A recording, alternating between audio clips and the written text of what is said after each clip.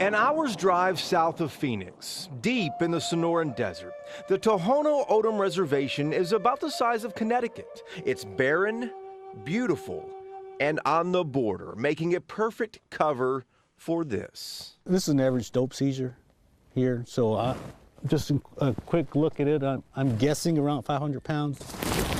Turns out it was 521 pounds. Street value, almost $500,000. Immigration and Customs Enforcement recently uncovered the stash as News 8 rode along. For those who haven't seen it, the U.S. border in remote parts of the desert is little more than symbolic. The U.S.-Mexican border is easy to breach. This is it, a 3-strand wire fence, posts put in a few years ago to prevent people from driving through. On foot, it is 2 days to the closest highway and 7 days in the desert to the nearest interstate. It's not the drug smugglers that caught our attention. I only see about roughly 4 guys. But the unique way that ICE officers here find them. And I can tell you this, if I was lost in the desert, I'd want them coming after me. Why? The ICE officers on the reservation are Native Americans themselves, and all of them are expert trackers, nicknamed the Shadow Wolves, using techniques handed down for centuries. David Scout is one of them, trained not just to follow footprints, but look for disturbances in the dirt. You can still see some minute details, some small diamonds, but the outer sides are starting to wear on it. So which leads me to believe it's at least a couple days old. Smugglers also break branches and get clothing fibers snagged in the brush as they move through. Following one set of tire tracks, Officer Scout found something besides drugs. I found a cell phone, so it'd be a good investigative tool. Well, look what was found on one such phone. Video showing how ineffective those pylons are along the border. A smuggler drives his pickup right over the top of them, using another truck for a ramp, before dashing north through the desert. When these vehicles cross, they won't use the gates. Barbed wire doesn't damage those thick off-road tires, and smugglers often try to cover their tracks. You look here, underneath the fence line is the brushed out area. In the last 2 years, tracking techniques have helped the Shadow Wolves find more than 77,000 pounds of marijuana in the desert. This area's hot. It's just a matter of time before something else comes through. There's a better footprint right there. Footprints, fibers, and tire tracks tell this team a story. This guy right here was actually brushing the footprint, the tire prints out. Their ancient tracking technique doesn't cost taxpayers anything extra and has still proven useful in intercepting what slips through this desert that's not as desolate as it appears. Jason Whiteley, Channel 8 News. This is an AK-47. The rounds travel at about 2,400 to 2,500 feet per second. Stopping bullets is Mark Burton's business. You know, this is kind of has a James Bond type of feel. Call this the disassembly line. Brand new sedans and SUVs dismantled, stripped down. What we're looking at here is we're looking at components that will be placed in the vehicle, ballistic steel. This is the armor. This is the armor. Just north of Salt Lake City, Burton doesn't have to advertise. Clients come to him to armor their cars. There's a misnomer out there that people think that, you know, all armored cars are big, long limousines or all Mercedes, okay? And that's not the case. Workers cut up the inside to insert different bulletproof material into the doors, walls, ceiling, and floor. Replacement windows are 2 inches thick. Tires are run flat. All this armoring adds about 1,000 pounds to most vehicles. To stop an AK-47 or M16, it costs $65,000 plus the cost of the vehicle. Burton has bulletproof cars for 39 presidents around the world, an SUV for boxer Manny Pacquiao, and you know the Popemobile. Burton says he has armored 3 of them. An increasing number of those armored cars end up along the Texas and Mexico border.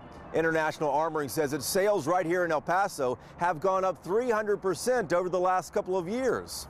Virtually no need for armored cars here a decade ago, but they are in demand now as people still have to commute back and forth into Juarez, where drug cartels there continue to kidnap, murder, and mutilate. We started literally overnight. An unusual business was born out of the border violence. Right there, see that right there? Right behind you is where the 2 consulate employees were killed. Mark asked us not to use his last name over concerns about extortion. He spent 3 years in Iraq, though, but left that war zone for this one, now selling bulletproof rides across the border. We can't guarantee, we never could guarantee your safety. We just guarantee that we could reduce your risk. Business executives pay up to $1,500 a day just to be driven down to their Mexican factories in armored cars. And so far, every trip south has been safe. But after 7,000 vehicles in 50 countries over the last 20 years, Burton's Armoring has faced tests. A 30-pound IED destroyed this white Yukon in Iraq. Those inside, though, walked away. We've had over 250 attacks on our vehicles, and we have not lost or had one of our clients suffer an injury or death. This Utah factory sends several armored cars to El Paso every month, almost 100 in the last couple of years, a trend that's directly traceable to all the trouble. Jason Whiteley, Channel 8 News.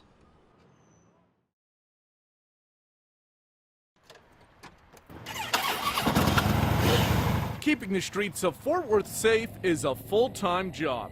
It's why Sergeant Mike Cagle spends 39 hours of his work week on a Kawasaki bike.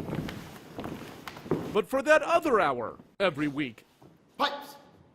Cagle and 4 of his fellow officers do this. We were all practicing our own. We didn't know it, and we kind of found each other. That was 4 months ago, and now they are the department's first ever pipe and drum corps, only the second such police group in the entire state. Is it relaxing for you at all? Is it relaxing? If you play golf, it's probably along the golf line. We're tuned on the higher end. They try not to take themselves too seriously. You're gonna wear a dress. Sounds like you got a duck squawking. And they come from different beats. 2 of them are in traffic, and 1 is in mounted patrol. But the goal they're working toward is serious. It's a debut performance in May as part of the honor guard at the city's annual memorial service for fallen officers and firefighters.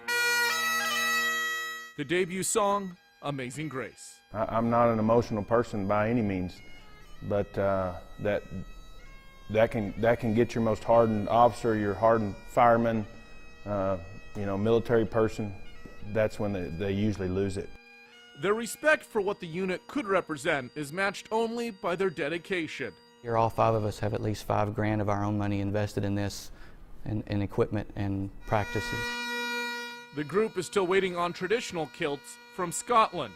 Aside from that 1 hour of on-duty play and pay permitted by the chief, everything is funded from outside donations or out of pocket. It's worth it. I set out on a journey, and a journey's what it is, to play the pipes. And when the inevitable happens, when another fellow officer goes down in the line of duty and goes up on the wall of remembrance, these men and women want the call. We want to be able to represent those officers' memories and play for those officers' families.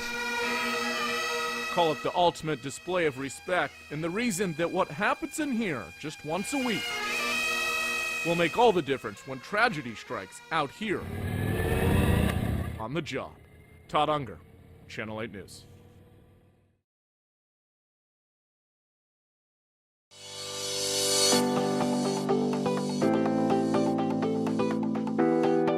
To me, being a Maverick has to do with pride and traditions, your experience at UTA.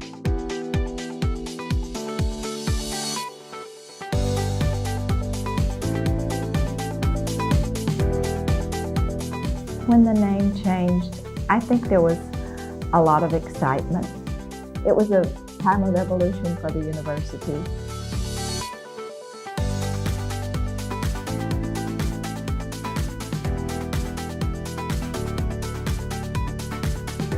The reason why I want to become Mr. UTA is to show more of my Maverick pride, to show the school that I really love this campus.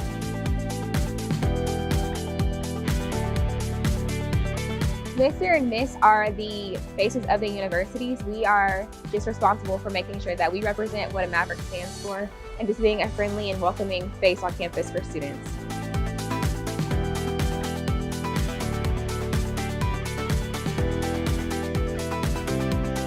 Mr. and Miss UTA back then were the leaders of those ambassadors. As a former Miss UTA, I want to say I'm proud.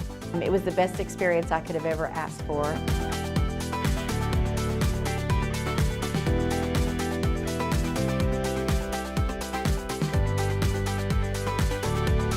It's about being that model, that role model for all of the students. If you want to know anything about UTA, just ask one of us. It's a great day to be a Maverick.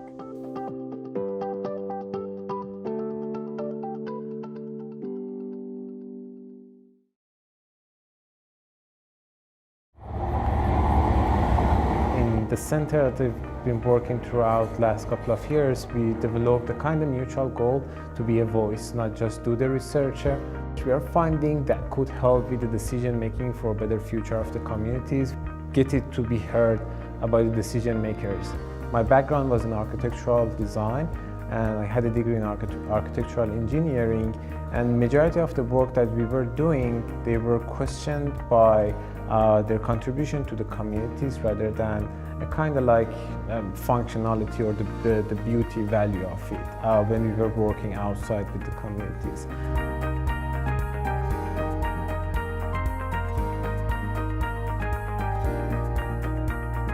What attracted me a lot and kind of like put UTA forward were the opportunity that I could work in UTA with the strong involvement with the communities, with the community partnership in our center. Definitely getting to this level, graduating, finishing doctoral career, finding the jobs, they are not possible unless you have a support. And I was fortunate to have a very caring and supportive young supervisor, Dr. Shima Hamidi. So when I was getting advice from her, that was not only limited to the research or projects that we were working, they were about how I would work and do in the society in my career.